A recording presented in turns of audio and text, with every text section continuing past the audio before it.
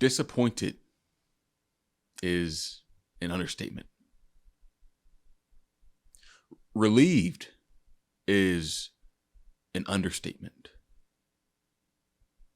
Surprised is definitely an understatement.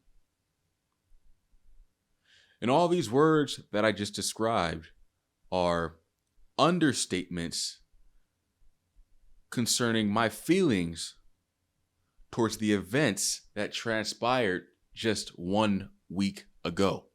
Obviously, we all are very aware of what happened, but for those of you that don't know or live under a rock,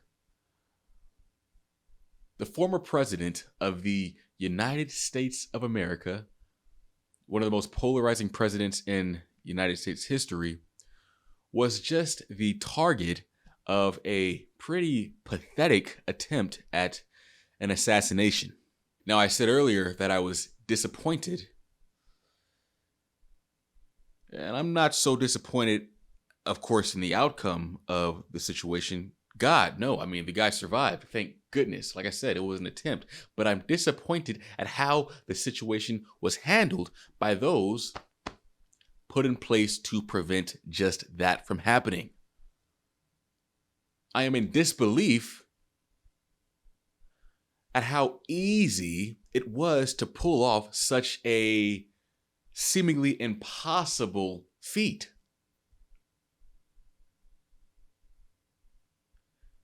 And I am surprised that something like this would happen for a reason that isn't that obvious to me, at least not after doing my research.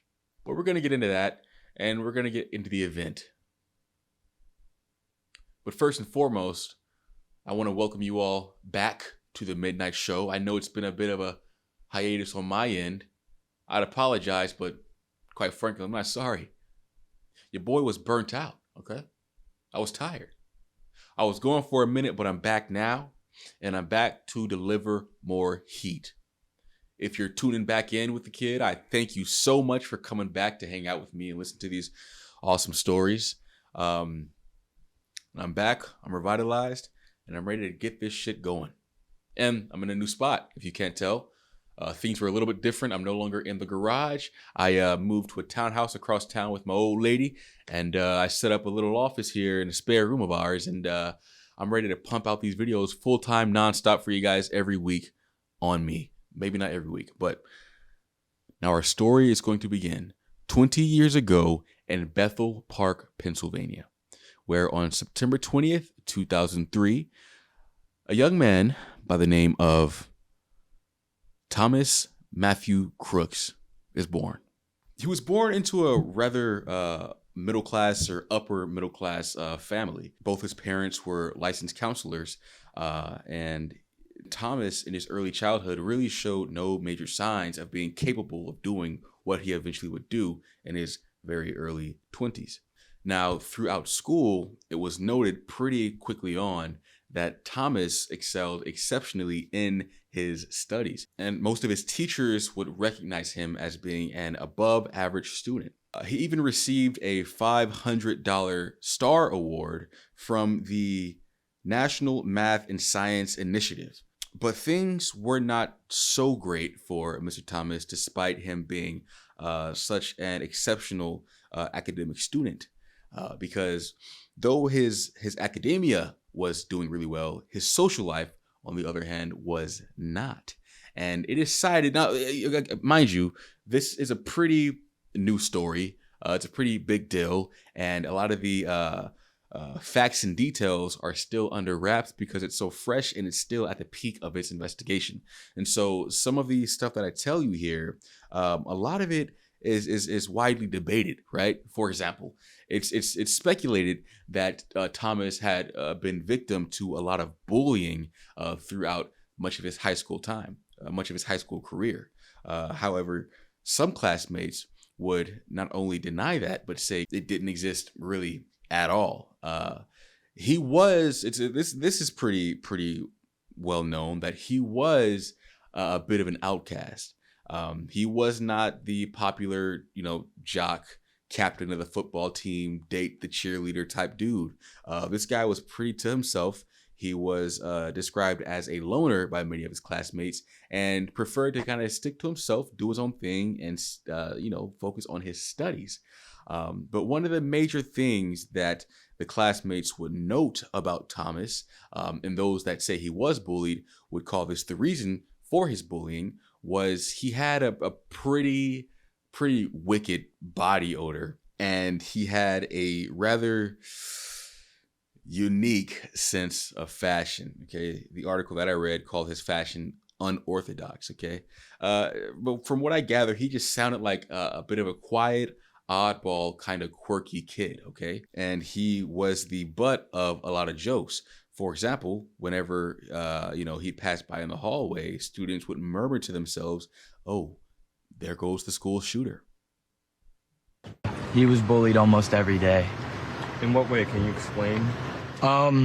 He would sit alone at lunch. He was just an outcast, and you know how kids are nowadays, so they're gonna see someone like that and they're gonna target him because they think it's funny or whatever. So obviously, like, from what I'm gathering is this guy definitely showed signs of being the outcast, right? Kind of being the reject.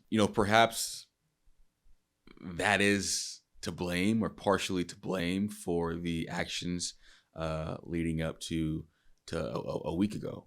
Now, upon graduating high school, Thomas would attend Allegheny, I hope I'm saying that right, Allegheny Community College in Pennsylvania, where he would earn his degree, an associate's degree in engineering science. During this time, he also worked as a dietary aide at a local nursing home. Now, in the free time of Mr. Thomas Crooks, he enjoyed playing video games, he enjoyed playing chess, and was actually teaching himself how to program computers. Again, this guy was a fucking whiz kid, Now, that's not all of the hobbies and extracurricular activities that Crooks was into, because it is cited here in the investigation that Crooks was an avid shooter, and he enjoyed taking his father's AR-15 to the local shooting range where he would do target practice for hours. Okay, but there's one thing that's peculiar about the skill set of Mr. Thomas Crooks, and I'll get to that part later, but it's a very, very key part of the story. Now, there's been a lot of speculation as far as motives of why this dude did what he did, and to be honest, there's no obvious answer. Now, the case is very polarizing because you have this kid, right, this guy who would go on to do something very heinous against one of the more notable Republican nominees for the 2024 presidency. But if you peel back the layers just a little bit, you'll realize that things are not as simple as they seem. It is noted that Crooks would often have Trump signs in his front yard, and he was even a registered Republican. But in 2021, it was revealed that he actually donated money to a pretty known liberal organization. So this is what we're dealing with. The more, the deeper that we get into the mind and the rabbit hole that is the case of Thomas Matthew Crooks, I believe, and it's pretty obvious, that this is not so much about political ideology or radicalization. I believe that the actions of Mr. Crooks can be chalked up to mental illness left unmanaged and a misplaced hatred and disdain for society. Because when the FBI did an investigation on the residency of Mr. Thomas Crooks, they of course went through his personal computer and they looked up his search history. And the day of, or the day prior of him doing what he did, he had Googled things like major depressive disorders and how to combat how to combat this. He also Googled information about Donald Trump, Joe Biden, and even the Attorney General, Merrick Garland, before the attack. He looked up where both of them would be delivering speeches for their rally for the 2024 presidential campaign. And he ultimately decided to pull this stunt on Donald Trump, not because of Trump's political ideology, but because of literal proximity. Now, as mentioned prior, Thomas was born and lived in Bethel Park, Pennsylvania. And the Trump rally was held in Butler, Pennsylvania, about 50 miles away from where Thomas had lived. And so that even throws off the motive a little more, because he was not looking to assassinate Trump because he was the Republican nominee. He was looking to, I believe, end his own life in a spectacular way by taking down potentially two of the most powerful men in the world. This was not about politics. This was about personal interest. Because even the day prior, July 12th of 2024, he would leave a cryptic message on the streaming website Steam, where he said, "July 13th will be my premiere. Watch as it unfolds." It's pretty weird stuff. As mentioned before, this case is barely even a week old, so pretty much every day there's new evidence being revealed, okay? But in the meantime, I would love to hear what you guys think. I would love to hear what your takeaway from all of this is. What do you think his motive is? Because I kind of have my conclusions, but I'd like to hear some more outside perspective from, a non-major media outlet. Now, the day before the shooting, July 12th, 2024, Thomas Matthew Crooks had gone to a local shooting range, again, with his dad's AR-15, and he began popping off test shots and essentially practicing for his attack that was set the next day. He purchased ammo online as well as in-store, and essentially got his mind right for what was to come the following day, which takes us to July 13th, 2024. Now, the day of the shooting, Thomas Crooks would again ask his father to borrow his AR-15 because he was going ahead to, again, the local shooting range to practice hitting targets. And his father would oblige, thinking nothing of it, because Crooks would always use his AR-15 to go do just that, right? Go to the shooting range. Crooks would then make one more stop at a local gun store and buy 50 rounds of ammunition for the AR-15 that he was planning to use that day. He then makes one more stop at a local Home Depot to buy a 5-foot ladder, which he ends up never actually using. And after that last stop at Home Depot, he would then make his way to Butler, Pennsylvania to attend the Trump rally exactly 1 hour away. And if you go back a little bit, he actually told his boss before he left that he needed July 13th off because he had something very important to do.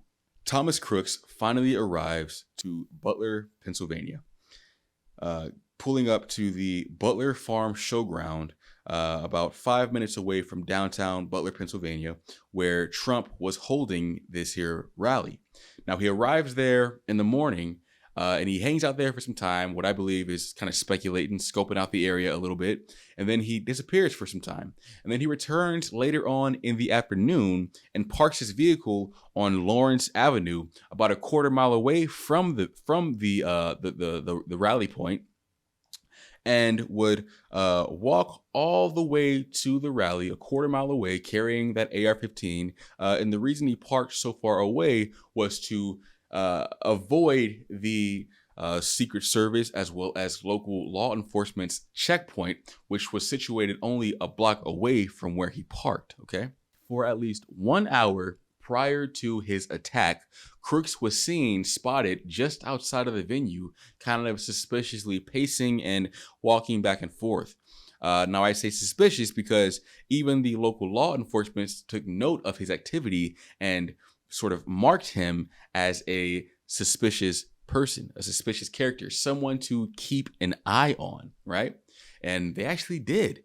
They kept an eye on the guy up until the moment that he did what he did. You say, damn, they had this guy in their sights the entire time. I mean, these guys were really on it. Well, you would think that the Secret Service and local law enforcement who were there to protect Donald Trump, keeping their eye on a suspect would be a good thing. But you keep an eye on a person because you suspect them of doing something that would threaten the life of the principal target, which in this case is Donald Trump. And that's all they did. All they did up until the moment that he fired those bullets was keep an eye on him, right? And so while they should be given props for their attentiveness, they are actually heavily criticized for their inaction regarding the entire situation here. So sometime later, Crooks would kind of disappear from the rally point, okay? Now, what those who were there don't realize is he was making his way to the vantage point where he had planned on carrying out this attempt, because he would climb onto the AGR International Building and begin to make his way and set himself up and get ready to do what he's about to do, right? He is not, at least I would think, he's not very concerned with moving quite discreet, right? Because at a certain point, the onlookers who were at the Trump rally turn their head and see this civilian carrying a rifle, bear crawling up the side of this building and aiming in at Donald Trump, who is beginning to give his speech, right? And they sit there for like 5-6 minutes yelling at the nearby law enforcement that, yo, there's a guy on the roof. Yo, there's a man on the roof. And I quote, criminals. We have criminals. He's on the roof. He's right. We have people that Right should not be here, here. right on the roof. It's much He's tougher coming than up now. it happens. You ain't right on the roof. they yelled this repeatedly, right? Until finally one of the officers take note and they begin to actually make their way up to the roof as well, taking the same route that Thomas Crooks took, which was a ladder propped up alongside of the building, right? Now, if we can kind of get into the layout of, the entire location where this thing took place, pretty much situated around the Butler Farm showground is this pond, right? And just off to the right of that pond is the stage that was built to accompany this Trump rally. And behind that stage is a building which would serve as a key vantage point for the main sniper team that is a part of the Secret Service. Now, they were situated approximately 150 yards away from where Mr. Thomas Crooks had situated himself on top of the AGR International Building, okay? And then right in the middle between Trump's sniper team and Thomas Crooks, you have Donald Trump, right?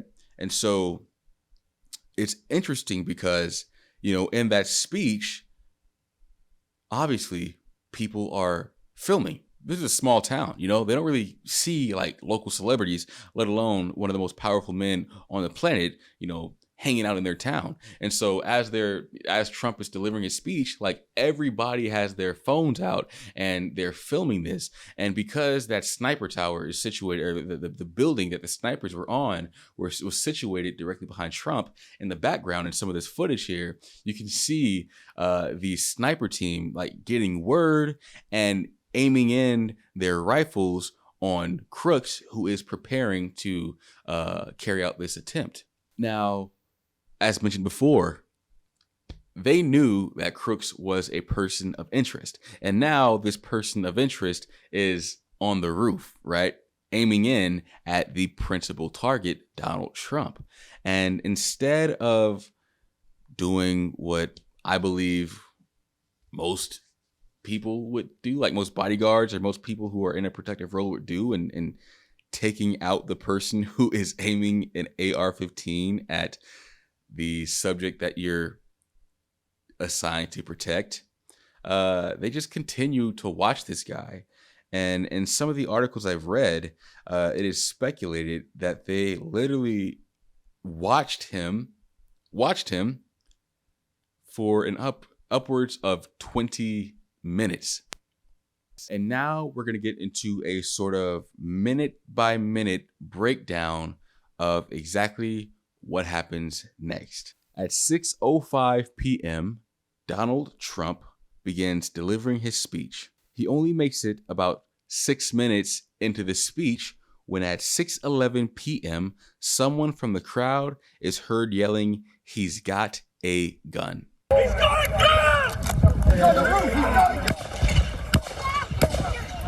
And that is when Thomas Crooks would fire 3 shots from his AR-15. At 6:11 p.m., President Trump is grazed by a bullet that strikes his right ear, barely missing the back of his head, because right when the shot was fired, he had turned his head to show the audience a graph that he had been referencing throughout the entire speech. That is when, again at 6:11 p.m., using a bolt-action rifle, the Secret Service sniper team would locate and begin firing on Thomas Crooks, hitting him in the head and essentially killing the dude immediately. The Secret Service that was assigned to protecting Trump while he was on the stage would immediately begin to circle and crowd Donald Trump, almost tackling the guy and throwing him down to the ground. At 6:12 p.m., Getty Images photographer Anna Moneymaker snaps a photo of Trump on the ground bleeding as he has just been shot. At 6:12 p.m., Trump is moved away to the spare SUV. Now, Secret Service terminology, they refer to any SUV that is in the entourage of Donald Trump as a spare. So you have Donald Trump's main vehicle, which he is transported in, and the vehicles that accompany that, the SUVs, are called spares. So he is moved from the stage to one of the spare vehicles when, again, at 6:12 p.m., Trump gets to his feet. He tells the Secret Service to wait. He raises his fist in the air triumphantly to signal to the crowd that he is okay. And he begins to yell, "Fight, fight, fight," to the crowd as he is whisked away. 6:12 p.m., photographer Evan Vucci snaps a photo of Trump raising his fist with the flag in the background. He captures that triumphant photo that I'm sure will don the cover of history books for the foreseeable future. And here he is explaining the moment he captured that photograph. If it doesn't happen right in the moment, it's gone forever. So all of us that were there, we knew that we had to be there. We had to be right there. So we all rushed towards the stage as the Secret Service was covering up President Trump. And we just started photographing everything we could. And the entire time I'm thinking, okay, what's going to happen next? Where is he going to go? Where are they going to take him? How's this all going to go down? And I knew on the other side of the stage that there would be an SUV waiting for him in case of emergency. So I had an idea that that's the way that they would take him. And so we all rushed from one side of the stage to the other side of the stage. And before he came down the stairs, I made that image that a lot of people have been sharing. Again, a lot is happening at 6:12. A lot happens between like 6:10 and 6:14 p.m. At 6:12 p.m., the Secret Service counterstrike team Hawkeye arrives as Trump is moved off stage. And 6:14, Trump is evacuated from the venue.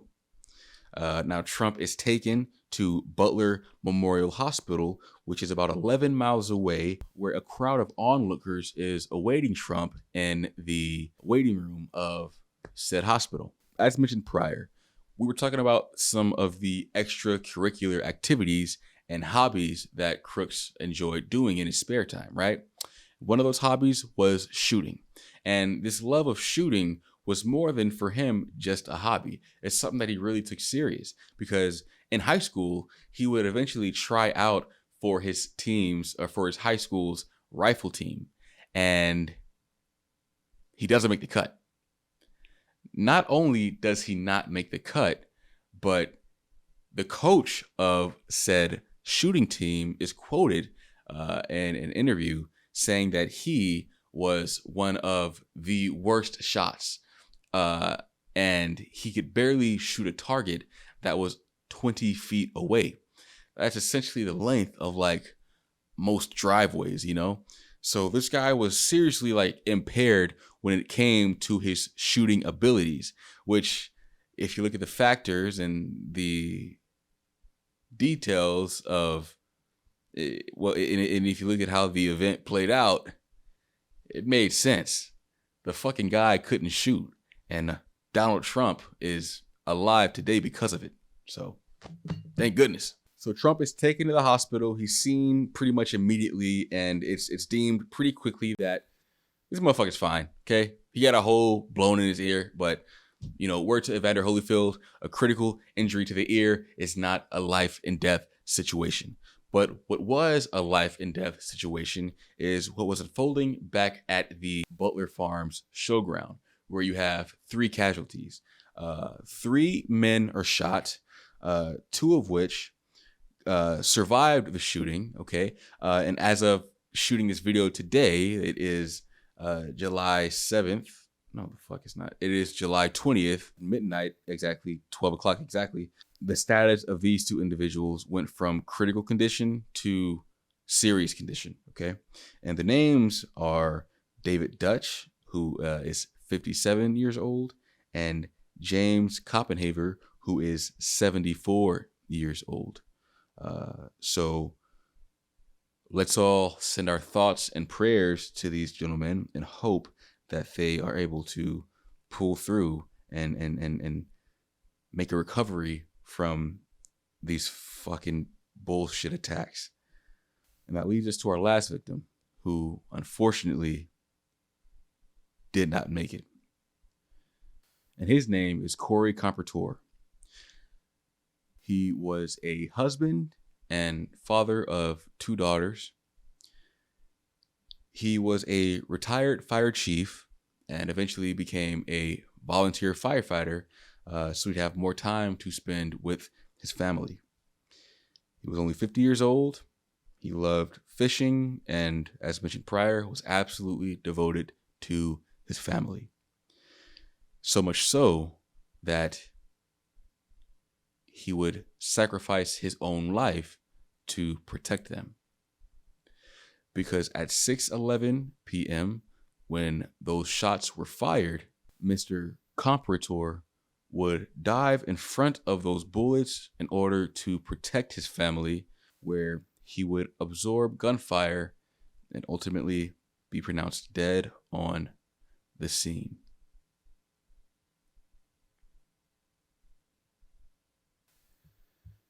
You know, this is simply a tragic story. Again, you know, my heart goes out to the victims and the people at that rally who had to bear witness to such heinous acts. You know, a buddy of mine, my good buddy Johan, he was actually watching the rally live, I believe, on YouTube when this whole thing took place. So he saw it in real time. And immediately upon seeing it, he breaks the news to me via text message. And halfway across the country, via text message, not even witnessing it happen live, still getting the news, being that far removed from it, made me fucking sick to my stomach. I mean, I'm Gen Z, man. We lived through quite a bit of historical events in my lifetime. It almost seems like something like this was bound to happen at some point. But when it finally does happen, it's something you can't fathom. You can't expect it. It's so off-putting. And I'm still kind of sitting here left speechless. For once in my life, I'm left speechless. But I just want to say, I mean, regardless of what side of the fence that you call yourself sitting on in this competitive game of politics, the second you introduce violence into the equation,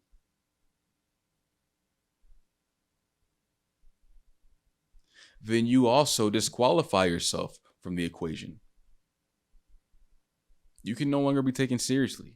Your feelings can no longer be considered in the equation. Because political violence is never the answer. I sound so cliche here, but what the fuck else do you say in a situation like this? So it's tough. It's ugly. And we can sit here all day and talk about the people who dropped the ball, right? The Secret Service agents who dropped the ball, and there's a lot of conspiracy surrounding that, which is very interesting. I myself am not a conspiratorial channel. I just break the information and the facts as they are reported, and I let you put two and two together, and you decide what you think. But as for me, I really don't want to focus too much on that. There's enough focus already on that. You know, what I do want to focus on is the victims of the situation.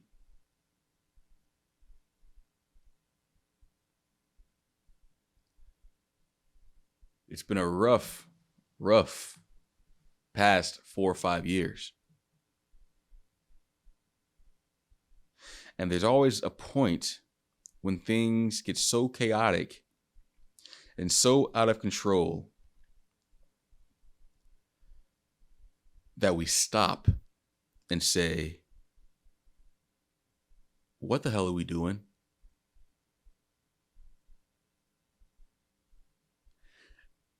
And I hope that this is that moment.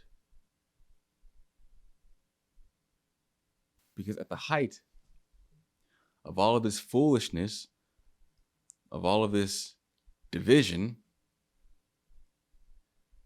we now have a presidential nominee with a fucking hole in his ear, thanking God that the back of his head wasn't blown out.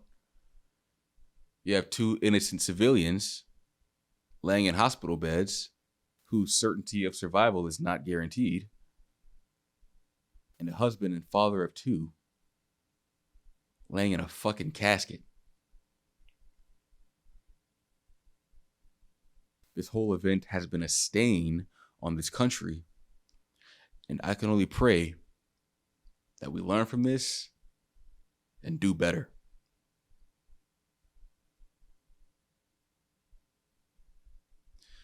My name is Iman.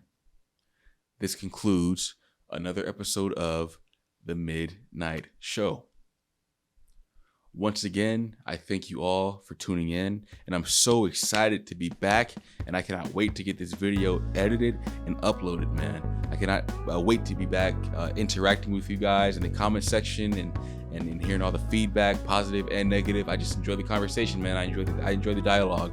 So just keep doing what you do, guys. Keep liking, commenting, and sharing the videos, and I'll be sure to post more of them on a much more consistent basis now that I've moved in and settled into my new spot. So more content to come.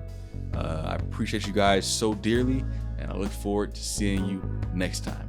Once again, this is The Midnight Show, and until then, I wish all of you a very safe farewell. Peace.